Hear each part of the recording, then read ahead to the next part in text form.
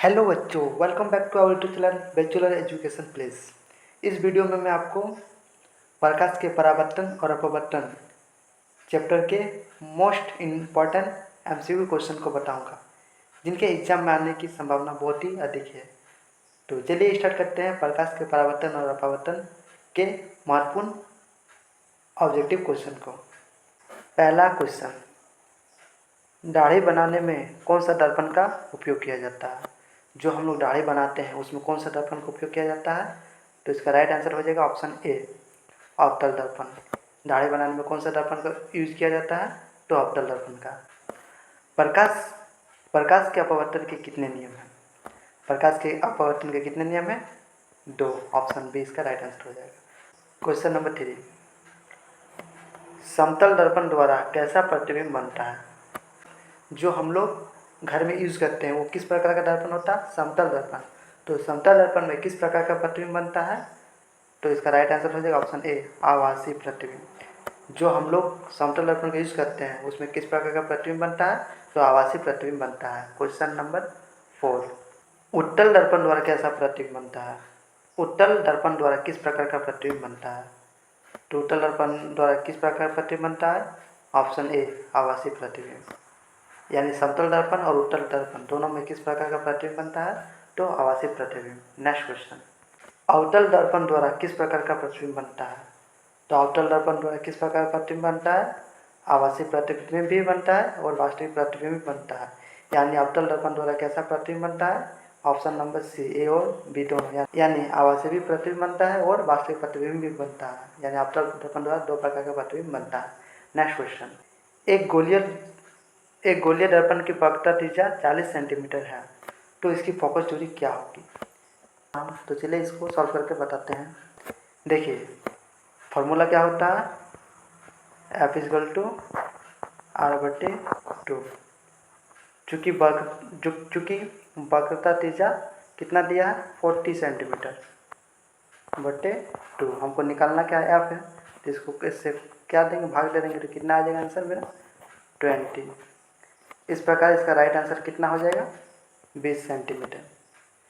यानी गोलीय दर्पण की वक्रता त्रिज्या दे दिया गया है और उसका फोकस जो निकालना है। तो हम लोग जानते हैं F = R/2 होता है, इसलिए इसका राइट आंसर हो जाएगा 20 सेंटीमीटर।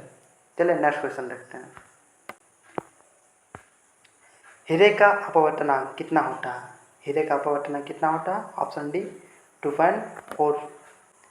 मोटर गाड़ी का पार्श्व दर्पण होता है, उत्तल दर्पण होता है, अवतल दर्पण होता है, समतल दर्पण होता है। जो मोटर गाड़ी होता है उसका जो साइड मिरर रहता है वो किस प्रकार का दर्पण होता है?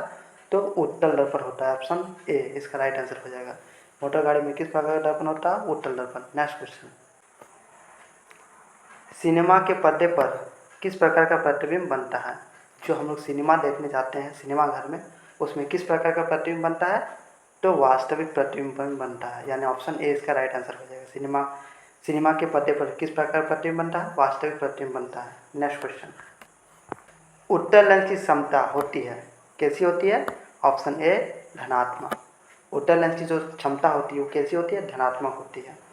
नेक्स्ट क्वेश्चन, लेंस की क्षमता का ऐसा ही मात्रक होता है, क्या होता है?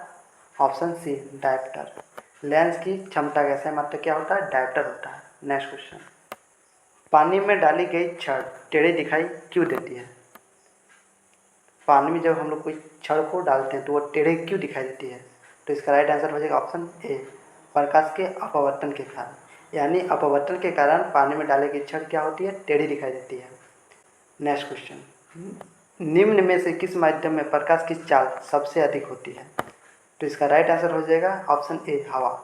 इसमें हवा के स्तर पर आपको निर्वात भी देखने को मिल सकता है, इसलिए आप कंफ्यूज नहीं होइएगा, दोनों एक ही चीज़ है। इस प्रकार हवा या निर्वात में प्रकाश की चाल सबसे ज़्यादा होती है। नेक्स्ट क्वेश्चन, प्रकाश की किरण गमन करती है एक सीधी रेखा में। प्रकाश की किरण हमेशा एक सीधी रेखा में गमन करती है। नेक्स्ट क्वेश्चन, जिस दर्पण में प्रतिबिंब सीधा और वस्तु के आकार के बराबर बनता है उस दर्पण को क्या कहते हैं? जिस दर्पण में प्रतिबिंब सीधा और वस्तु के आकार का बनता है उस दर्पण को क्या कहते हैं? तो ऑप्शन ए, समतल दर्पण। यानी समतल दर्पण में क्या होता है? प्रतिबिंब सीधा बनता है और वस्तु के आकार का बनता है। चलिए देखते हैं नेक्स्ट क्वेश्चन, नेक्स्ट क्वेश्चन, गोलीय दर्पण की फोकस दूरी उसकी वक्रता त्रिज्या की होती है। कितनी होती है? आधी होती है, क्योंकि फॉर्मूला क्या होता है? F बराबर R/2, यानी गोलीय दर्पण की फोकस दूरी उसकी वक्रता त्रिज्या की क्या होती है? आधी होती है। ऑप्शन ए इसका राइट आंसर हो जाएगा। नेक्स्ट क्वेश्चन, रोगियों के नाक, कान, गला की जांच के लिए डॉक्टर किस दर्पण का प्रयोग करता है? तो इसका राइट आंसर हो जाएगा ऑप्शन ए, ऑप्टल दर्पण। ऑप्टल दर्पण द्वारा डॉक्टर क्या करता है? रोगियों के नाक, कान, गला की जांच करता है। नेक्स्ट क्वेश्चन, विरल माध्यम में प्रकाश की चाल सघन माध्यम की अपेक्षा होती है। क्या होती है? अधिक होती है। ऑप्शन बी इसका राइट आंसर हो जाएगा। क्योंकि विरल माध्यम में क्या होता है? कोई भी कण क्या होता है? दूर दूर होता है, और सघन माध्यम में क्या होता है? सामने सामने होता है। तो जिस माध्यम में क्या होगा? कण दूर दूर होगा, वहाँ प्रकाश क्या होगा? तेजी से पार होगा। इस प्रकार विरल माध्यम में प्रकाश की चाल सघन माध्यम की अपेक्षा क्या होती है? अधिक होती है।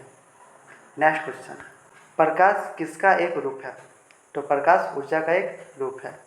प्रकाश किसका एक रूप है? ऊर्जा का एक रूप है। नेक्स्ट क्वेश्चन, प्रकाश तरंग किस प्रकार की तरंगे होती है? प्रकाश तरंगे जो होती है वो किस प्रकार की तरंगे होते हैं? तो ऑप्शन सी इसका राइट आंसर हो जाएगा, विद्युत चुंबकीय तरंगे। यानी प्रकाश तरंगे जो होती है वो किस प्रकार की तरंगे हैं?